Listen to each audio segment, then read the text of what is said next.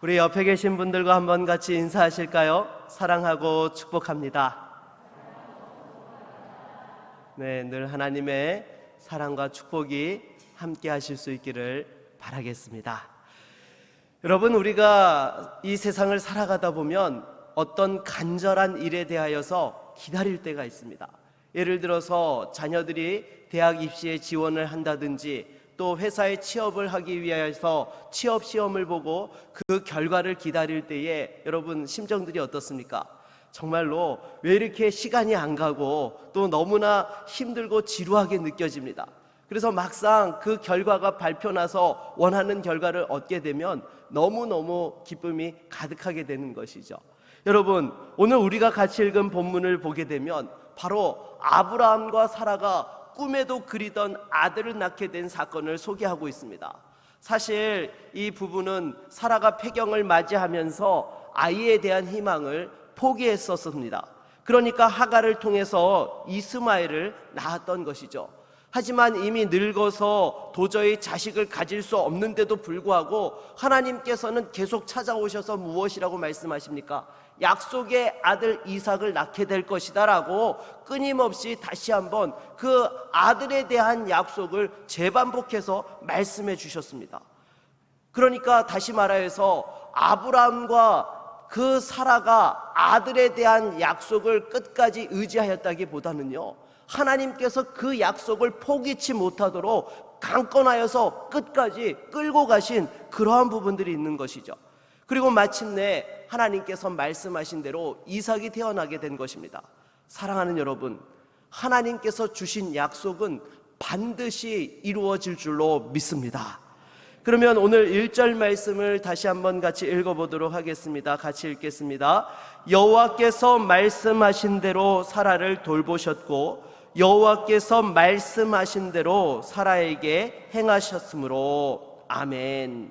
여러분, 여기 1절 말씀을 보게 되니까 반복되는 어구가 있습니다. 무엇입니까? 여호와께서 말씀하신 대로가 이렇게 두 번이나 반복되고 있죠. 다시 말해서 하나님의 말씀은 절대로 빈말이 없다는 것입니다. 반드시 이루어진다는 것을 강조하고 있는 것이죠. 지금 여러분들에게도 하나님께서 주신 약속의 말씀이 있으십니까? 그러면 반드시 하나님께서 여러분을 돌보시고 그대로 행하여 주실 줄로 믿습니다.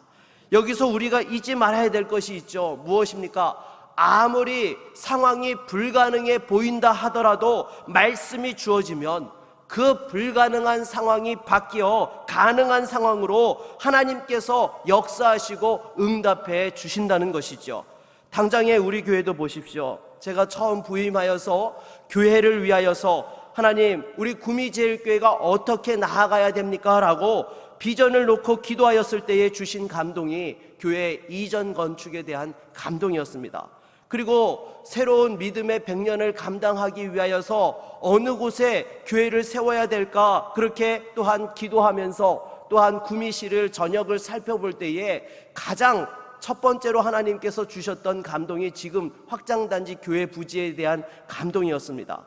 하지만 제가 이 비전을 이야기할 때 많은 성도님들이 이구동성으로 하신 말씀이 있습니다. 목사님 말씀하시는 것이 다 맞고 옳지만은 우리 교회가 지금까지 흘러온 그런 상황들 속에서 보면 현실적으로는 어렵습니다. 목사님께서 그 부분에 대하여서는 오히려 교회에 대한 현실을 받아들이시는 것이 더 목회하시는데 힘들지 않을 겁니다 라는 그런 이야기를 제가 참 많이 들었습니다. 그래서 저도 중간에 살짝 흔들려서 1년 동안 다른 땅을 알아보기도 하다가 결국에는 하나님께서 인도하셔서 지금 부지를 매입하고 일사천리로 여러분 공동회에서 90% 이상의 찬성으로 통과가 되지 않았습니까? 그리고 며칠 전에도 한 성도님이 전화를 해서 그런 말씀을 하시더라고요. 하나님께서 우리 구미제일교회에 구미의 10분의 1의 영혼들을 책임지기 위하여서 또 이렇게 확장단지의 교회 건축을 할 수 있도록 저를 담임 목사로 보내셨다고 이렇게 또한 이야기를 하시는 것이었습니다. 여러분, 이 모든 것들이 인간의 계획과 의지로 가능한 것입니까? 이거는요 절대로 할 수가 없는 것입니다. 하나님께서 섭리하시고 계획하셔서 일들을 진행하시기로 작정하시고 일들을 행하고 계시니까 여러분 일들이 여기까지 오게 된 것이죠. 우리 하나님께서는 시간과 역사의 주인이 되시고 또 우리 모든 인생의 주관자가 되시는 줄로 믿습니다. 여러분의 인생에 대해서도 마찬가지인 것입니다. 아무리 불가능해 보이는 일이 있다 하더라도 하나님께서 주신 약속의 말씀이 있으면 그것은 반드시 이루어집니다. 반대로 여러분, 아무리 인간적으로 가능해 보인다 하더라도 하나님께서 아니라고 하시면 그 일이 됩니까 안 됩니까? 그 일은 절대로 안 되는 것입니다. 여러분, 당장에 누가복음 12장에 나오는 어리석은 부자의 그 비유를 보십시오. 이 사람이 많은 소출을 거두고 곡식을 쌓아둘 곳이 없어가지고 더 큰 곡간을 만들면서 어떻게 계획을 했습니까? 이제는 내가 먹을 것도 넉넉하고 또 곡간도 크게 만들어 놓았으니까 평안히 씻고 쉬면서 먹고 마시고 즐거워하리라 라고 이렇게 계획을 세웠습니다. 그런데 어떻게 되었습니까? 하나님께서 그날 밤에 그의 영혼을 불러가시니까 그가 계획하였던 그 모든 것들이 다 수포로 돌아갔다라는 것이죠. 여러분, 아무리 인간이 생각할 때 이것은 반드시 될 수밖에 없다 생각한다 하더라도요, 하나님께서 아니다라고 말씀하시면 그 일은 절대로 안 되는 것입니다. 반대로 인간이 생각할 때 불가능해 보여도 하나님께서 된다라고 말씀하시면 그 일은 반드시 이루어질 줄로 믿습니다. 다시 한번 우리가 살아가는 인생이 결코 우연이 아니라 하나님의 계획과 섭리 가운데 진행되어지고 있다는 사실을 믿음의 눈으로 바라볼 수 있기를 바라겠습니다. 계속해서 2절 말씀을 같이 한번 읽어보도록 하겠습니다. 2절입니다. 사라가 임신하고 하나님이 말씀하신 시기가 되어 노년의 아브라함에게 아들을 낳으니. 아멘. 여러분, 우리가 하나님의 약속을 기다릴 때에 놓치지 말아야 될 것이 있습니다. 무엇입니까? 우리가 그 약속이 성취되어지는 것이 내가 원하는 때가 아니라 하나님이 작정하신 때에 이루어진다라는 것입니다. 그래서 오늘 본문 2절에도 보게 되면 무엇을 강조하고 있습니까? 하나님이 말씀하신 시기가 되어라고 이렇게 말씀을 하고 있는 것이죠.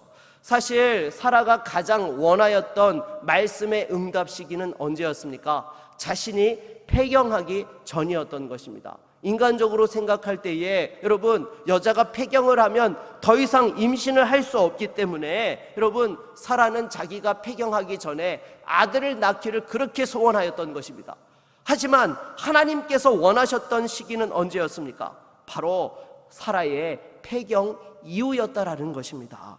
불가능을 가능케 하시며 얻을 수 없는 생명을 하나님께서 주신다는 것을 다시 한번 깨닫게 하시기 위하여서 그와 같이 하나님께서는 때를 작정하셨던 것입니다.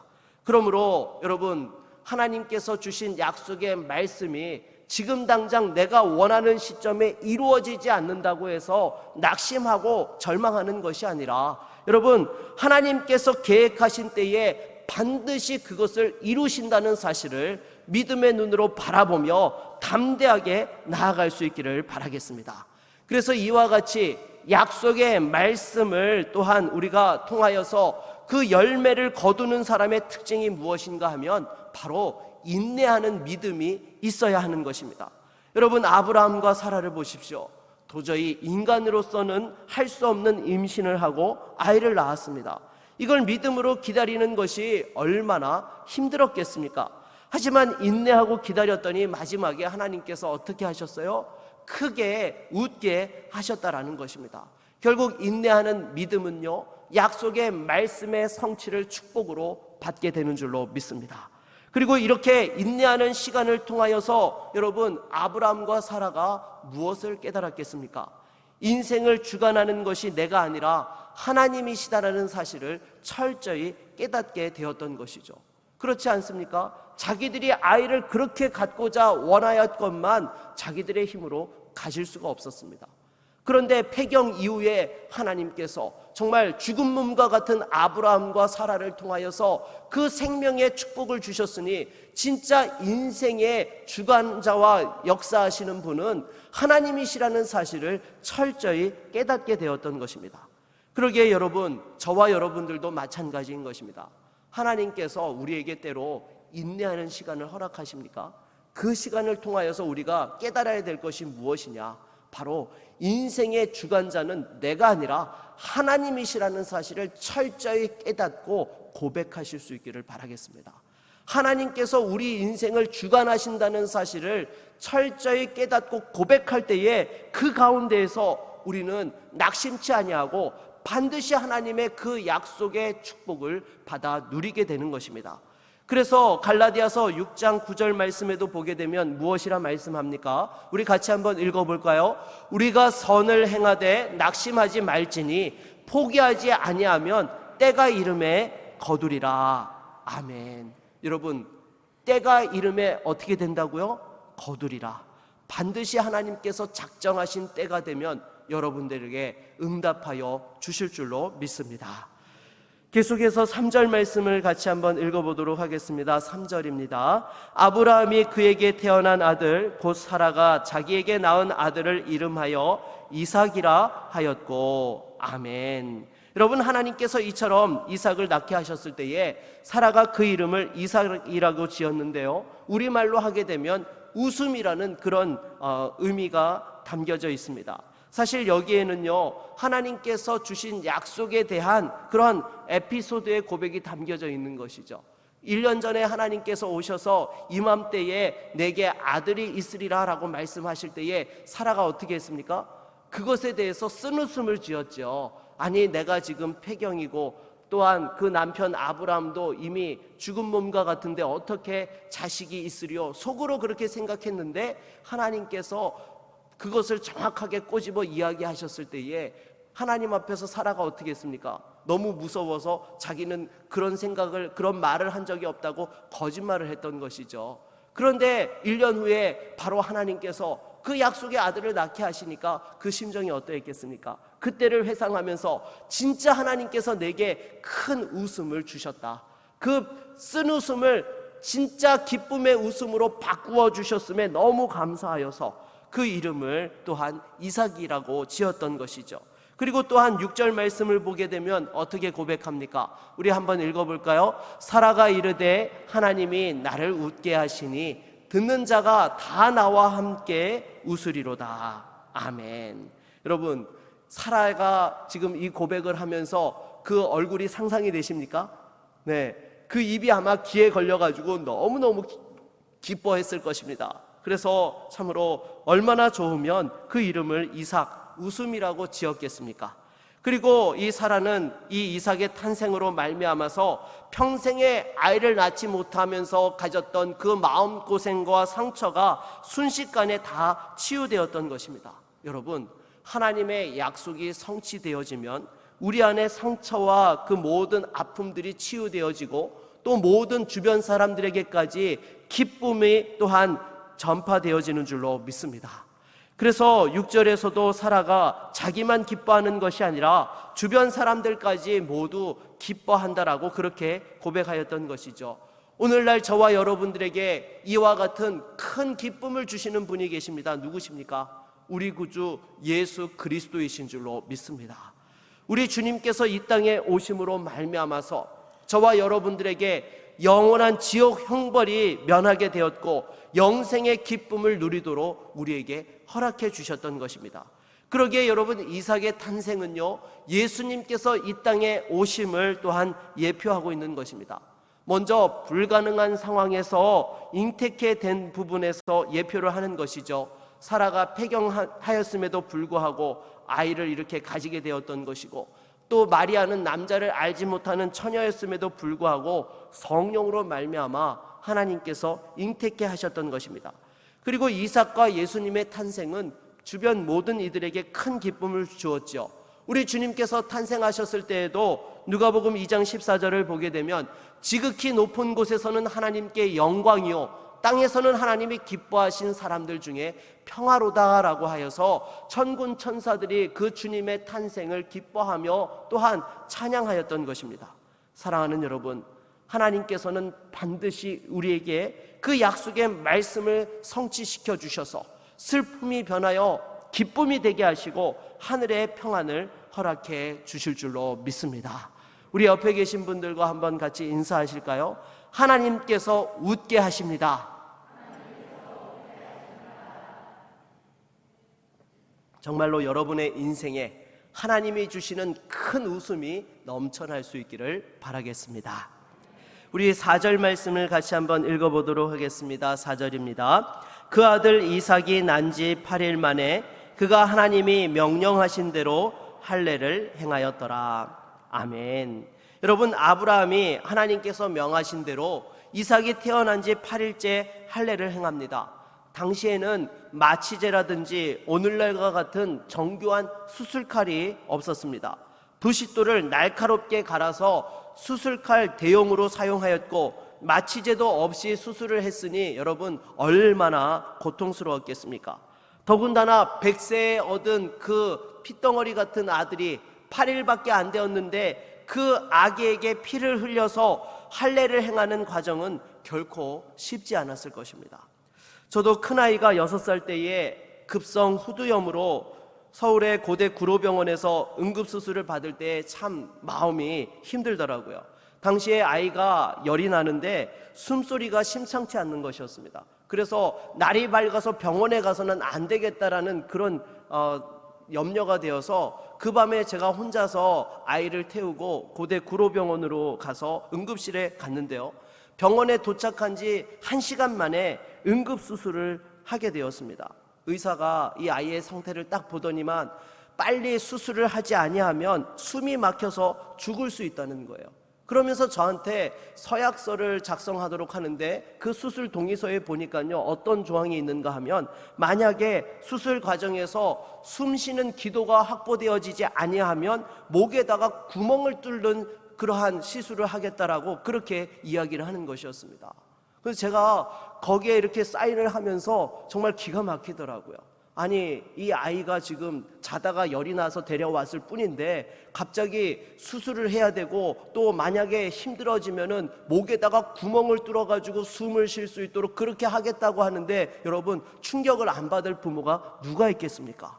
그때에 제가 하나님 앞에 그런 기도를 드렸습니다. 하나님, 이 아이가 제 아들이기 이전에 하나님의 자녀입니다. 하나님께서 아버지 되시오니 이 아이를 책임져 주십시오라고 그렇게 제가 하나님 앞에 기도를 드렸습니다. 그렇지 않습니까? 아이가 지금 숨을 제대로 쉬지 못하는 상황인데 육신의 아버지인 제가 해줄 수 있는 게 아무것도 없더라고요. 오직 하나님께서 책임져 달라는 그 기도밖에 나오지를 않더라는 것입니다. 아마 아브라함도 마찬가지였을 것입니다. 생후 8일밖에 안 되는 이 아이에게 할례를 행하면서 얼마나 간절히 기도했겠습니까? 하나님, 이 아이의 일생을 하나님께서 책임져 주시고, 또 상처가 잘 아무를 수 있도록 하나님께서 은혜 베풀어 달라고 그렇게 아마 간절히 기도했을 것입니다. 이러한 할례의 정신이 오늘날 유아 세례로 이어지고 있죠. 그러기에 이 아이가 내 자식이기 이전에 하나님의 자녀이기에 주의 말씀과 교양으로 키우겠다는 다짐과 신앙 고백이 그 유아 세례를 주는 그 부모에게도 또한 담겨지게 되는 것입니다. 그런데 이렇게 유아 세례를 베풀고 그 부모가 아이를 언약 백성답게 믿음으로 키우지 않으면 어떻게 됩니까?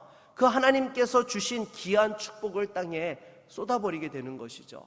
사실 유아 세례를 받는다는 것은 큰 축복이지 않습니까? 부모가 신앙이 없으면 절대로 유아 세례를 받을 수가 없는 것이죠. 그러기에 믿음의 그 유산을 받을 수 있는 그 은혜들을 정말로 복되게 이어갈 수 있는 우리 모두가 될 수 있기를 바라겠습니다. 우리 8절 말씀을 읽어보도록 하겠습니다. 8절입니다. 아이가 자라매 젖을 떼고 이삭이 젖을 떼는 날에 아브라함이 큰 잔치를 베풀었더라. 아멘.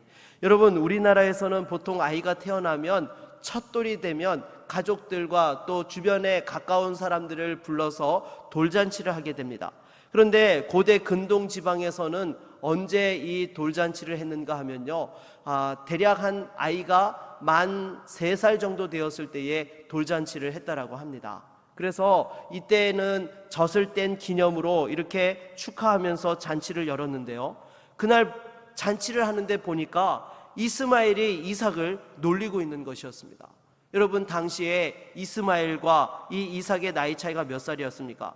14살 차이가 났죠. 이스마엘이 17살이고 이삭이 3살 무렵이었던 것입니다. 그러니 여러분, 상대가 되었겠습니까? 이 아이들 때에는요, 한두 살 차이도 얼마나 큰 건데 10살 이상 차이 나는 상황 속에서 어떻게 이삭이 이스마엘을 감당할 수 있겠습니까? 그런데 이 모습을 보고는 사라가 아브라함에게 뭐라고 요구를 합니까? 이 종의 아들을 내 아들과 함께 기업을 같이 받을 수 없기 때문에 쫓아내라고 그렇게 요구를 하였던 것입니다.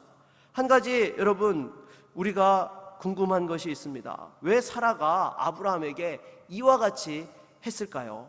사실 어떻게 보면 이 이스마엘이 태어난 것도 누구 때문에 태어났어요? 사라 때문에 태어났잖아요. 사라가 자기가 이제 폐경을 하니까 자식을 낳을 수 없다고 그 하갈을 아브라함에게 주어서 태어나게 한 것입니다. 여러분, 그러면 그런 상황 속에서 그냥 같이 키우면 안 되는 것입니까? 사실 형제들이 크는 과정에서 동생이 형한테 어때요? 많이 얻어 터지기도 하고 또 맞기도 하잖아요. 예. 뭐 이거는요, 멀리서 찾아볼 필요도 없습니다. 저희 집에서 일상이에요. 그래서 참 어떻게 보면은 이 막내 녀석이 제일 맷집이 좋더라고요. 그냥 성장 과정으로 보지 뭘 그렇게 민감하게 반응하는가라고 그렇게 생각을 할 수 있습니다. 그런데 이 일로 인하여서 아브라함이 근심에 빠졌는데요, 하나님께서 어떻게 하십니까? 우리 12절로 13절 말씀을 같이 한번 읽어보도록 하겠습니다. 같이 읽겠습니다. 하나님이 아브라함에게 이르시되 내 아이나 내 여종으로 말미암아 근심하지 말고 사라가 내게 이른 말을 다 들으라.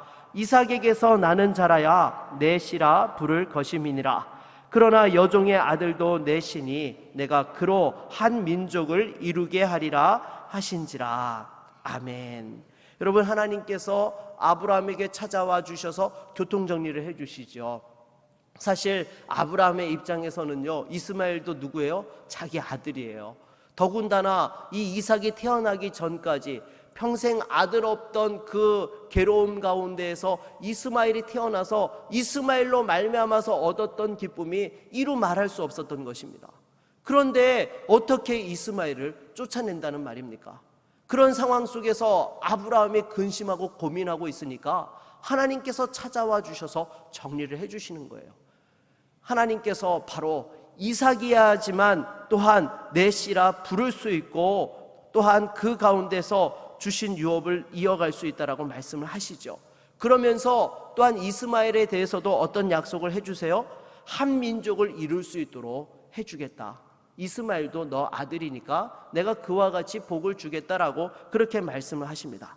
그런데 여러분, 여기에 대해서 아주 분명하게 성경이 또한 말씀하고 있는 구절이 있죠. 우리 갈라디아서 4장 22절로 또한 26절, 28절에서 31절 말씀을 자막으로 한번 같이 교독해 보도록 하겠습니다. 제가 먼저 읽습니다. 기록된 바 아브라함에게 두 아들이 있으니 하나는 여종에게서 하나는 자유 있는 여자에게서 낳다 하였으며 여종에게서는 육체를 따라 낳고 자유 있는 여자에게서는 약속으로 말미암았느니라. 이것은 비유니 이 여자들은 두 언약이라. 하나는 시내 산으로부터 종을 낳은 자니 곧 하갈이라. 이 하갈은 아라비아에 있는 시내 산으로서 지금 있는 예루살렘과 같은 곳이니 그가 그 자녀들과 더불어 종노릇하고 오직 위에 있는 예루살렘은 자유자니 곧 우리 어머니라. 형제들아 너희는 이삭과 같이 약속의 자녀라. 그러나 그때에 육체를 따라 난 자가 성령을 따라 난 자를 박해한 것 같이 이제도 그러하도다. 그러나 성경이 무엇을 말하느냐? 여종과 그 아들을 내쫓으라. 여종의 아들이 자유 있는 여자의 아들과 더불어 유업을 얻지 못하리라 하였느니라. 같이 읽습니다.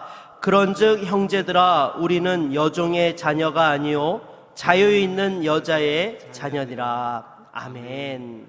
여러분, 사도 바울이 이 이스마엘이 이삭을 희롱한 것에 대하여서 단순한 사건이 아니라는 것입니다. 이것을 영적으로 해석하고 있죠. 하나는 이 여종에게서 태어난 자이고 다른 하나는 자유자에게서 태어난 자인데 전자는 육체를 따라 태어났고 후자는 약속으로 태어났다라고 말씀을 합니다.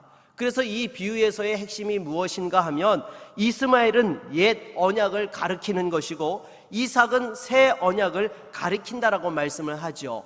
여러분, 옛 언약이 무엇입니까? 바로 율법입니다. 그리고 새 언약은 복음입니다. 그러면 이 율법과 복음이 공존할 수 있습니까? 아니요. 여러분, 공존할 수 없습니다. 새 언약인 복음이 주어진 상황에서 율법은 복음과 똑같은 위치를 차지할 수가 없는 것입니다. 여러분, 율법의 역할이 무엇입니까? 우리가 하나님 앞에서 죄인 된 것과 하나님의 은혜가 아니고서는 구원받을 수 없다라는 것을 깨닫게 하는 역할을 하는 것이 바로 이 율법인 것이죠. 쉽게 말해서 몽학선생과 같은 역할을 하는 것입니다. 로마 시대에 그 주인의 아들을 또한 이 가르치는 과정 속에서 종들이 선생이 되어서 가르칠 때에 그것을 가리켜서 몽학선생이라고 하죠. 나중에 주인의 아들이 성장하게 되면 아무리 이 몽학선생이 선생이었다 하더라도요, 이 주인의 아들과의 관계는 무엇입니까? 주인과 종의 관계가 되는 것입니다. 마찬가지로 여러분, 율법이 그러하다라는 것이죠. 만약에 이 율법이 복음과 동등한 위치에 있게 되어지면 어떻게 됩니까? 복음은 절대로 복음될 수가 없는 것입니다. 율법이 살아서 그것이 복음과 같은 위치에 서 있게 되면요, 복음이 복음으로서 역사할 수 없게 되는 것이죠.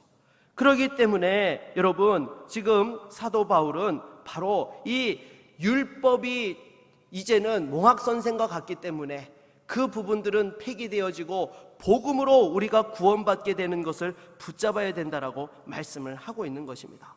여러분, 사실 구약의 유대인들에게 율법은 무엇입니까? 구원의 수단이었던 것입니다. 분명 하나님께서는 죄를 깨닫게 하는 수단으로 주셨지만 실제적으로 그들은 율법이 구원의 수단으로 여겨서 율법을 지키지 아니하면 구원받지 못한다고 그렇게 가르쳤던 것입니다. 하지만 성도들에게 있어서 여러분, 율법은 무엇입니까? 구원의 수단이 되지 않습니다. 오직 하나님의 복음만이, 그리스도의 십자가만이 우리를 구원케 하는 것이죠. 그리고 구원받은 백성들에게 율법은 또한 하나님의 은혜 가운데 살기 위한 규범인 것이지 절대로 구원이 될 수 없다라는 것입니다. 그러기에 이스마엘과 이삭이 함께 유업을 같이 물려받을 수 없다라는 것이죠. 주님의 뜻이 성취되어지기 위해서는 하갈과 이스마엘이 쫓겨나는 것이 당연한 것입니다. 그렇다면 이것을 좀 더 우리 삶에 적용해 본다면 어떻게 할 수 있겠습니까?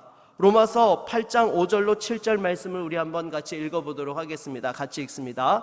육신을 따르는 자는 육신의 일을, 영을 따르는 자는 영의 일을 생각하나니 육신의 생각은 사망이요 영의 생각은 생명과 평안이니라. 육신의 생각은 하나님과 원수가 되나니 이는 하나님의 법에 굴복하지 아니할 뿐 아니라 할 수도 없음이니라. 아멘. 여러분, 육신의 생각은 하나님과 원수가 된다라고 말씀하고 있습니다. 오늘날 우리가 신앙생활을 하면서 또한 우리에게 악영향을 미치는 육신의 생각 가운데 하나가 무엇입니까? 바로 기독교 인본주의인 것이죠. 예수를 믿는다 하면서도 성경이 가르치는 바대로 말씀대로 믿지 아니하고 자기의 경험과 지식과 생각을 바탕으로 신앙생활을 하는 것입니다. 그러니까 여러분, 예수님께서는 분명히 우리에게 무엇이라고 말씀하셨습니까? 구원받은 성도들은 자기 일을 부인하고 자기 십자가를 지고 주님을 좇아야 된다라고 말씀을 하셨습니다. 여러분, 맞습니까? 틀립니까? 맞죠. 그런데 여러분, 오늘날 신앙생활을 한다고 하면서도 어떤 분들은 그런 이야기를 합니다. 그냥 살기도 힘든데 어떻게 자기를 부인하고 자기 십자가를 지면서 살 수 있느냐라고, 나는 편하게 신앙생활을 하고 싶고 편하게 예수 믿고 싶다라고 그렇게 생각하는 분들이 계십니다. 여러분, 하나님의 말씀은요 결코 변함이 없습니다. 우리가 사는 길은 내 안에 그 이스마엘을 쫓아내고 육신의 생각을 쫓아내고 이삭을 붙잡는 것입니다. 오직 하나님의 복음이 복음되어지고 그 자기를 부인하고 십자가를 따르는 믿음의 길을 걸어가야 되는 것입니다. 혹시 우리 안에 여전히 포기하지 못하고 있는 육신의 생각들이 있습니까? 다시 한번 하나님의 말씀 앞에서 내려놓는 결단을 하실 수 있기를 바라겠습니다. 아브라함이 정말로 그 주신 은혜와 축복을 제대로 누릴 수 있었던 비결이 무엇입니까? 바로 이스마엘을 쫓아내었기 때문인 것입니다. 이스마엘이 같이 있어서는 그 하나님의 역사를 제대로 세우지 못하고 그 주신 축복을 제대로 누리지 못했을 것입니다. 하지만 마음이 아프더라도 그 이스마엘을 내보냈을 때에 이삭으로 말미암아 주시는 그 은혜와 축복들을 누리게 되었던 것입니다. 말씀을 맺겠습니다. 여러분, 하나님께서는 반드시 약속을 이루어 주시고 우리로 크게 웃게 하시는 줄로 믿습니다. 하지만 그 응답의 축복을 제대로 누리기 위해서는 믿음의 결단이 필요합니다.